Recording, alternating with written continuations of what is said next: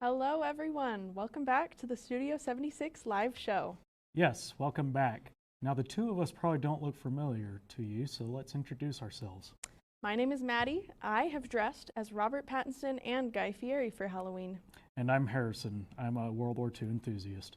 And we're both comm majors with a digital media emphasis.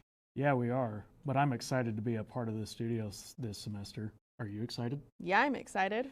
2023 has begun and we wanted to start today to talk about the Studio 76 resolutions.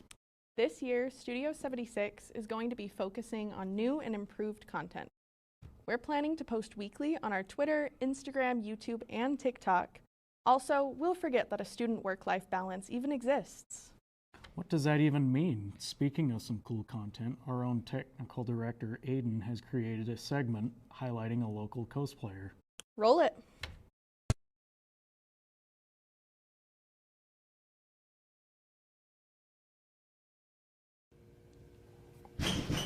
Huh? Oh my God, it's Master Chief.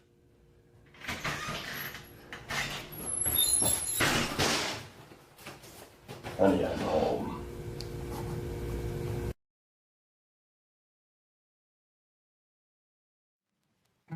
Okay, it seems so long ago that I don't fully remember. I know I had just seen a bunch of videos. It was around the time when Salt Lake got its first comic convention, and I knew that was going on, and I kind of started to hear more about it online, so I started to do a little more research on it. I don't know, it just kind of happened.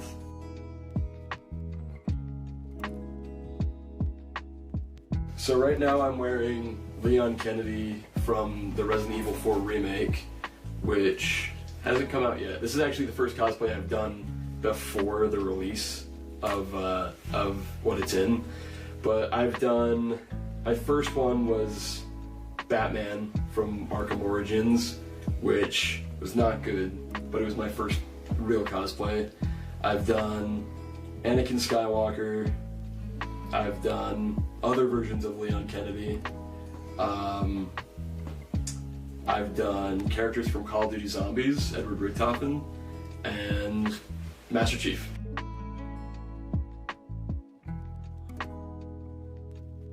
Why I cosplay is, I don't know, I really enjoy kind of getting sucked into the characters I enjoy. When it comes to being into certain parts of fictional media, there's always one character I latch onto. So being able to become that character is, that's why I'm into it, because I like to feel like the character that I enjoy so much. And my favorite thing about it is being able to make connections with other people, because I've met quite a few people through this hobby. And it's opened a lot of gateways for me in the hobby that I enjoy so much.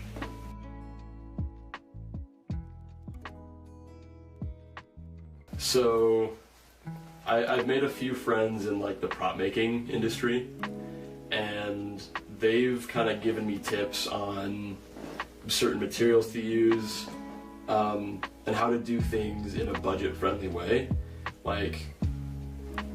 Obviously I'm not wearing it right now, but Master Chief was a project I made completely with that, I jumped in the deep end with that project, but I was able to do it through advice from other people that I've met that have had experiences like that.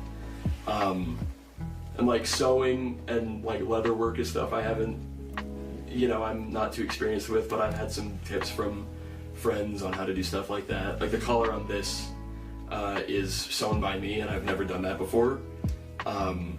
So getting tips from people in this hobby is super, super helpful, and it's been one of the best things I could ask for in this thing that I love so much.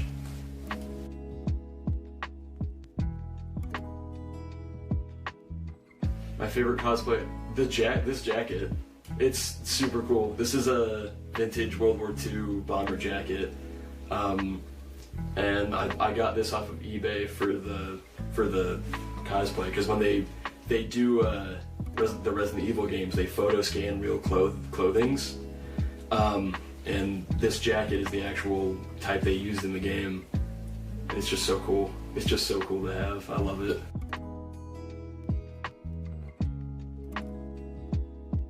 Darth Vader. I've been for years researching every single Darth Vader suit in the movies, and like picking out different bits of each of them that I love the most. I want to do Darth Vader from the new Obi-Wan show because I actually think his suit is my favorite. So yeah, Darth Vader.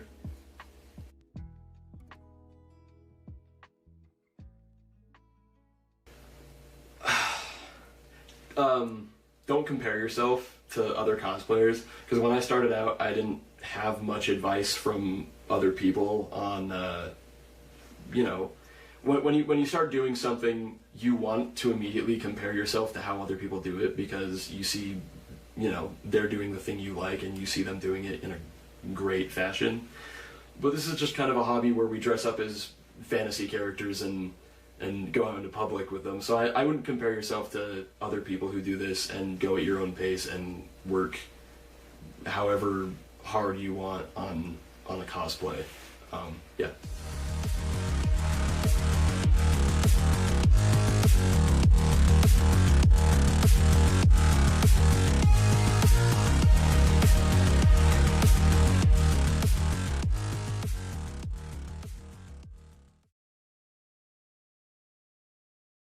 Well, there you go, ladies and gentlemen.